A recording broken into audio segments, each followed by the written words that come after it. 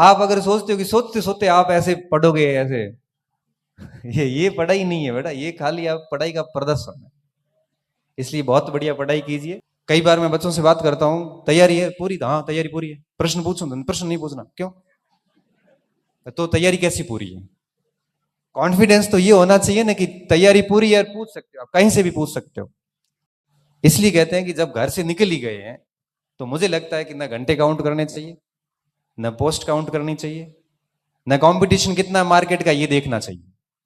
हमें सिर्फ ये देखना है कि आप कितने रेडी है।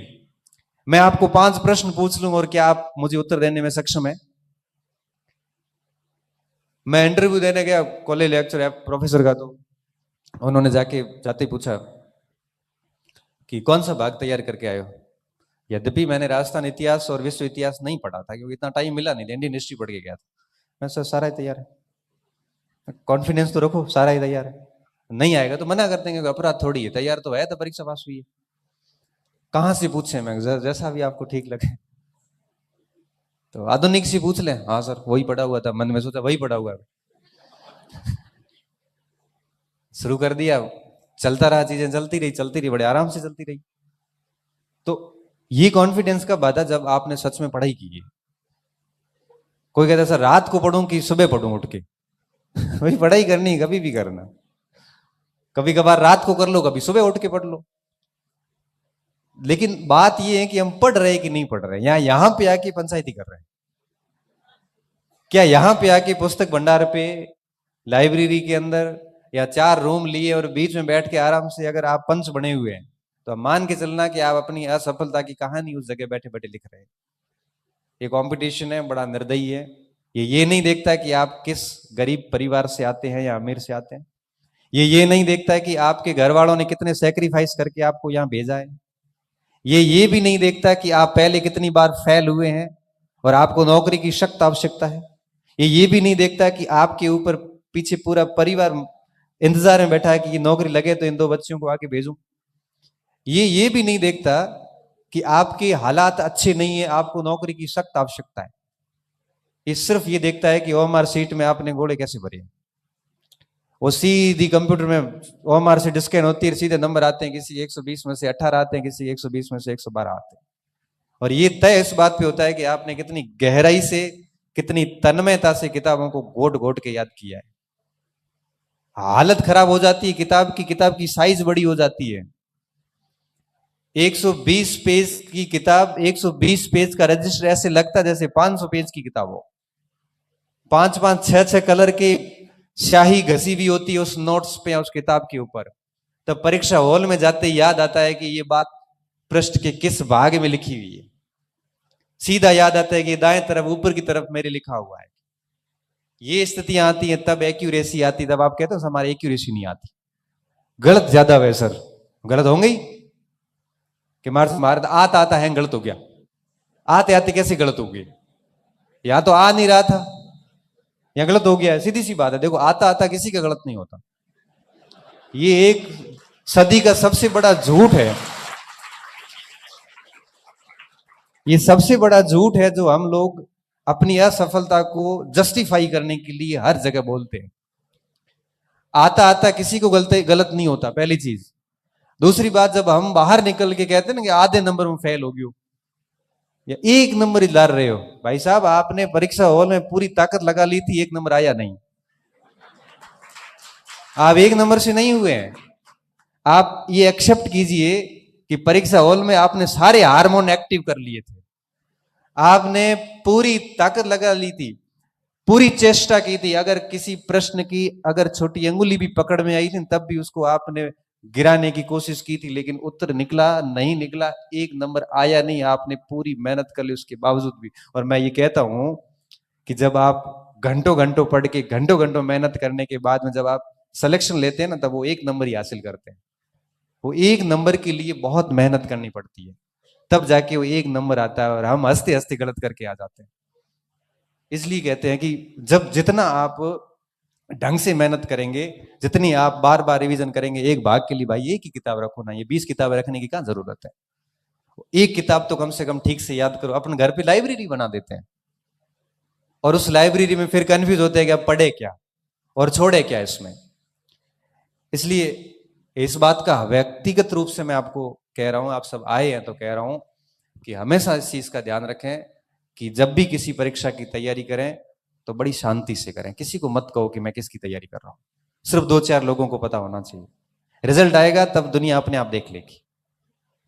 दूसरी बात, हर भाग के लिए एक एक मैटर रखे, चाहे नोट्स रखो, चाहे किताब रखो, जो भी रखो। आप किसी को पूछो मत मुझे क्या पढ़ना है, क्योंकि हर व्यक्ति अलग अलग राय देगा और उस राय में आप कंफ्यूज ऐसे होंगे कि आप लास्ट में डिसीजन नहीं ले पाएंगे कि मुझे किस किस मटेरियल को देखना है।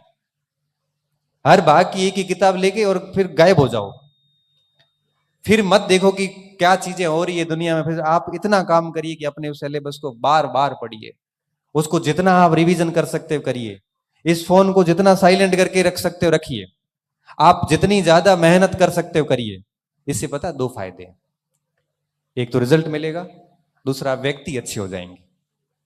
व्यक्ति अच्छा होने का क्या मतलब है, जब आप अपने आप को इतना पढ़ाई में डाल देंगे ना, तो ना तो आपको गलत आदतें पड़ेगी, ना आपको गलत चीजें याद आएगी, ना आप अपने आप को गलत लोगों के साथ डालोगे, ना आप अपने आप को इन चीजों में संलग्न करोगे जो आपका समय खराब करते हैं। इसलिए कहते हैं कि पढ़ाई 2 चीजें देती है, केवल नौकरी नहीं देती बल्कि एक अच्छा व्यक्ति बनाती है आपको। और जितनी बढ़िया से करोगे उतना आपका परिवार भी आपसे खुश होगा। और मैं तो सिर्फ यही कहता हूं कि जब इतनी दूरी से यहाँ पे आए हो और यहाँ आके आप घर के भोजन को त्याग कर यहाँ का जब आप पीजी का या हाथ से बना हुआ भोजन कर रहे हैं, तो मुझे लगता है कि आपको तैयारी भी उस लेवल की करनी चाहिए।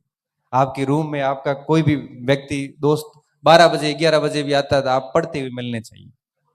ठीक है, थोड़ा बहुत रेस्ट करिए, लेकिन पढ़ाई के साथ कभी कोताही मत करना। ये 3 या 4 साल की है, आगे का पूरा जीवन बाकी कार्यों के लिए पढ़ा है। ये याद होने की क्षमता है 26-27 साल तक आते आते खत्म हो जाती है। ज्यादा से ज्यादा व्यक्ति 30 साल तक पढ़ सकता, उसके बाद नहीं पढ़ सकता, फिर जिम्मेदारी आ जाती है। आप ये मत सोचना कि हर दिन आपका समान रहने वाला है। आज पैसे आ रहे हैं, कई बार घर में ऐसी स्थिति होती है, मैंने देखा है ये स्थितियां, मैंने बहुत निकट से एक दो मेरे स्टूडेंट को देखा। एक मेरी एक स्टूडेंट थी जो दिल्ली पढ़ रही थी, आईएएस की तैयारी कर रही थी, बहुत शानदार तरीके से उसकी चल रहा था, फर्स्ट अटेम्प्ट था। बीच में ये कोविड की स्थितियां आ गई, वो बच्ची घर आ गई, घर आया और कोविड में उसके पिताजी की डेथ हो गई। पिताजी की डेथ होने के बाद में अब वो केवल एक बच्ची बची, माता की हिम्मत नहीं है कि उसको भेजूं, पीछे इतना खर्चा भी नहीं है। वो बच्ची दिल्ली विल्ली छोड़ के और घर बैठ के पढ़ रही है। घर बैठ के तो क्या पढ़ाई होगी। 1 मिनट में ऐसी स्थितियां आ गई कि वो छत उजड़ गई, और छत उजड़ते उसकी स्थिति ऐसी आ गई कि उसने कभी सोची भी नहीं थी। इसलिए हमें इस गलतफहमी से बिल्कुल बाहर रहना चाहिए कि जिंदगी में हर दिन कभी समान नहीं आएगा। आज आपको मौका मिला हुआ है ना, आप देखना 1-2 साल बाद आपको पश्चाताप होगा कि कितना प्यारा अवसर था मेरे पास, घर वालों का पूरा सपोर्ट था, वहां बैठे थे आराम से, वहां पे टेस्ट दे रहे थे, वहां पे खूब पढ़ रहे थे सब दूसरे लोग, आप तो नहीं पढ़ रहे थे। सब लग गए, मैं रह गया। और रिग्रेट किसे कहते हैं, मैं हर बार बोलता हूं और आज फिर बोलता हूं कि एक अकस्मात कोई मर जाता तो उसे मौत कहते हैं, और कोई व्यक्ति हर दिन मरता है तो उसे क्या कहते हैं, पश्चाताप कहते हैं। हर दिन उसको एहसास होता है कि काश, और ये जिंदगी में जो काश होते हैं ना, ये जीने नहीं देते। फिर आपको एहसास होगा, लेकिन बेटा बहुत देरी हो चुकी होगी, और फिर आप वापस नहीं आ सकते, चाह के भी आप फिर पढ़ नहीं सकते। इसलिए कहता हूं कि जो ये अवसर मिला है ना, इसको आप यूं ही जाया मत करना, यहां से कोई न कोई बढ़िया परिणाम लेके निकलना। हम सिर्फ इतना ही कह सकते हैं। बाकी बड़ी इच्छा सी होती है कि हर बच्चे को एक व्यक्तिगत तौर पे समझो कि सुबह उठने से लेके शाम को सोने तक के टाइम को यूटिलाइज करो। एक एक मिनट बड़ा महत्वपूर्ण है, एक एक मिनट जाता है ना आपको पीछे रखता है। आप सोचिए, जिस समय आप आराम कर रहे हैं, जिस समय आप पार्टी कर रहे होते हैं, जिस समय आप गप का लग रहे होते हैं, उस समय कोई न कोई बहुत गहनता से मेहनत कर रहा होता है। आप सोचिए कि वो बच्चा आपसे फिर आगे जाएगा और फिर कुछ नहीं होगा। तो हम लोगों की जो बातें होती है वो सिर्फ यही आपको कह सकती है कि करना आपको है। इस खेल के खिलाड़ी असल में आप हैं। हमारे पास में सिर्फ और सिर्फ ये कहे जा सकते हैं कि जैसे आज मैं यहां खड़ा हूं ना, तो ये मैं बना कैसे हूं, और इसके पीछे मैंने कोई विशेष अभ्यास नहीं किया, ना मुझे पता है कि मैं हूं क्या। मुझे इतना पता है कि मैं कल सुबह जब घर से निकला था, तो उससे पहले मैं ब्रिटिश भारत में न्याय व्यवस्था टॉपिक पढ़ के उसके 4 पेज के नोट्स बना के कोचिंग जाके एक क्लास लेके कॉलेज जाके 2 घंटे पढ़ा के 3 बजे वहां से निकला हूं। उससे आज का दिन मेरा गया, क्योंकि आज मैंने कोई क्लास नहीं ली। मुझे सिर्फ इतना ही पता है। और पिछले 15 साल से ऐसा कोई शायद दिन नहीं गया होगा कि पढ़ाई नहीं की होगी, लिख लिख के। और जब वो रजिस्टर देखता हूं ना, आज भी ऐसे अकेले खड़ा होता हूं, रजिस्टर देखता हूं खाली पड़ी 50-60 पेन, जो मैंने वर्जन 5 पायलट वो पेन है खाली कर करके जो साइड में डाली हुई पड़ी है, वो जब देखता हूं तो बड़ा सुकून मिलता है कि मेहनत की है और अच्छा लग रहा है। बस ये ऐसा इन्वेस्टमेंट है जो आपको इतना रिटर्न देता है जिसकी कल्पना आपने कभी नहीं की होगी। इसलिए कह रहा हूं कि एक एक मिनट के इंपोर्टेंस को समझना, इसको बर्बाद मत करना। और 1 साल 1.5 साल 2 साल तक अगर आप ढंग से लग जाते हैं तो मुझे लगता नहीं है कि रिजल्ट रिटर्न नहीं मिलेगा। बाकी एक वो बात आती है ना कि भाई किसी को कोई बच्चा कहता है मुझे सर याद कम होता है, कोई कहता है सर मेरा दिमाग ठीक नहीं है, मतलब मुझे ठीक चीजें याद नहीं होती है। मैं सिर्फ एक ही बात कहता हूं कि ये मस्तिष्क वाली बात जो है ना, ये बहुत ही बड़ा झूठ है। याद तो मुझे भी नहीं होता था, मेरे भी 10वीं में 49% ही बने थे, खूब रटने की कोशिश की थी, याद ही नहीं आई परीक्षा में। याद तो मुझे भी नहीं होते थे, 12वीं में भी ऐसा ही कुछ हुआ था। तब मैं कहता हूं कि याद वाली बात गलत है। सच ये है कि आपने सीमित मटेरियल को लेके न तो शॉर्ट नोट्स किए, न उनको 8-10 बार पढ़ा। अगर ऐसा किसी ने किया तो उसको खूब याद हुआ है।